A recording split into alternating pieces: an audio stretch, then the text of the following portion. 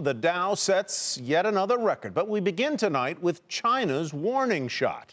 The world's second largest economy said President-elect Donald Trump would be naive to launch an all-out trade war against China. An op-ed in the Chinese-backed newspaper The Global Times said any new tariffs would trigger immediate countermeasures from Beijing. This comes in response to Donald Trump repeatedly saying on the campaign trail that the U.S. would punish Beijing with high import tariffs in response to what he considers unfair trade practices. He also wants to brand China a currency manipulator. The stakes, of course, could not be higher. Americans love iPhones and other goods, from furniture to Nikes, they get at low cost from China. But they resent the job loss that many, rightly or wrongly, lay at Beijing's doorstep.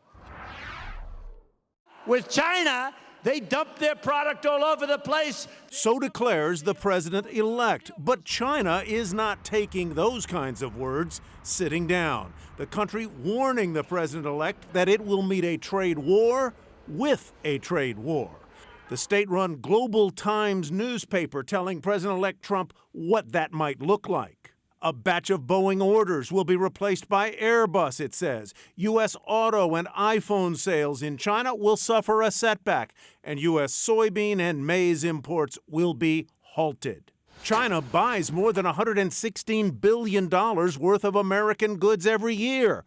But China, of course, sells more than 4 times that amount, about $500 billion worth, to the United States, easily making China the #1 seller of goods to the U.S. It's a sore spot that Donald Trump jabbed at repeatedly during the bitter presidential campaign. Our president has allowed China to continue its economic assault on American jobs and wealth. China is responsible for nearly half of our entire trade deficit. The trade imbalance isn't the only front Trump opened with China.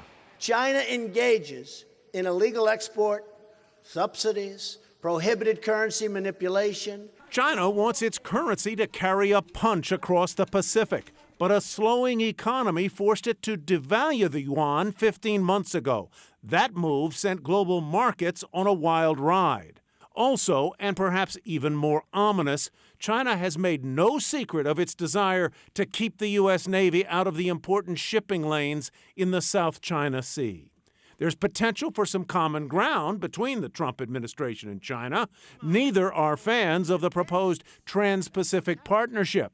The TPP creates a new international commission that makes decisions the American people are no longer given the right to veto. Bottom line, which Donald Trump will move into the White House January 20th? The fiery campaigner ready to joust with Beijing?